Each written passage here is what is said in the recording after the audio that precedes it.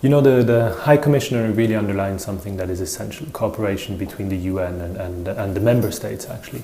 And the system is built up on faithful engagement. So if a state says, I'm going to become a member of the UN, it is to work with the UN and to kind of commit to say, you know, I'm going to be faithful in the process and admit that some things are good, some things are not, and I'm going to be addressing the bad ones, thanks to the UN's recommendations.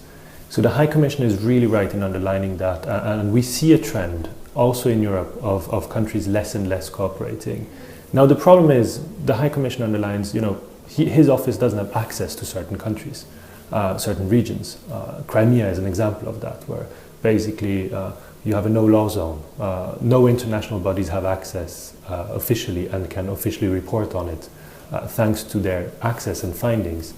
Belarus in Europe is the worst case of non-cooperation. One thing is that international organizations don't have access. The OSCE has been shut down in the country.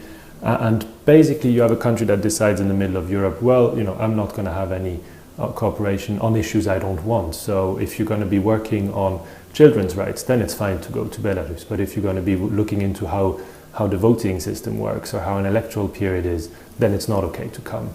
And that selectivity is the, you know, the kind of the worst example of non-cooperation in Europe. And we published a report on non-cooperation between Belarus and the United Nations years back, and it didn't become any better since. But that being said, the High Commissioner forgets one essential element. It's not only about accessing the country, it's not only about sending reports to the UN, it's also about committing to actually improve the situation thanks to the UN's findings.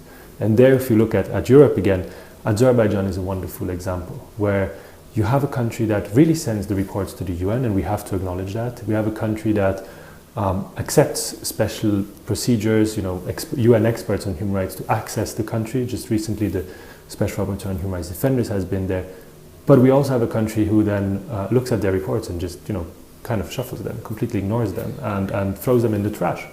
And that's a sign actually of non-cooperation. And I think the next step where we need to get now is to say, it's not enough to just do the back and forth writing letters to each other and then we say, oh, we're cooperating.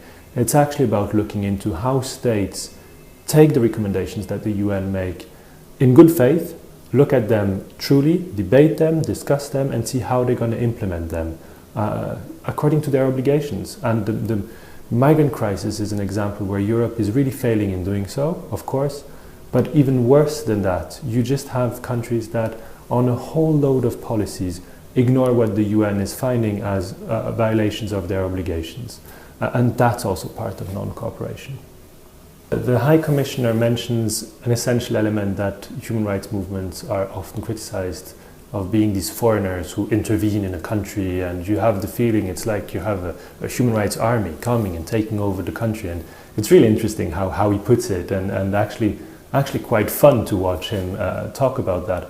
And the point here is really to say human rights is not about an army coming in, and for us it really is about working with the local civil society organizations based on their findings, based on the obligations that states actually ratified themselves. You know, nobody told Azerbaijan, nobody told Belarus, nobody told Russia that they have to sign and become a party to the Covenant on Civil and Political Rights. They decided so, and if they decide so, it's actually the job of civil society to uphold them to their own commitment. And I really like the way the High Commissioner put it in saying, we're not coming to intervene as foreigners and take over the country.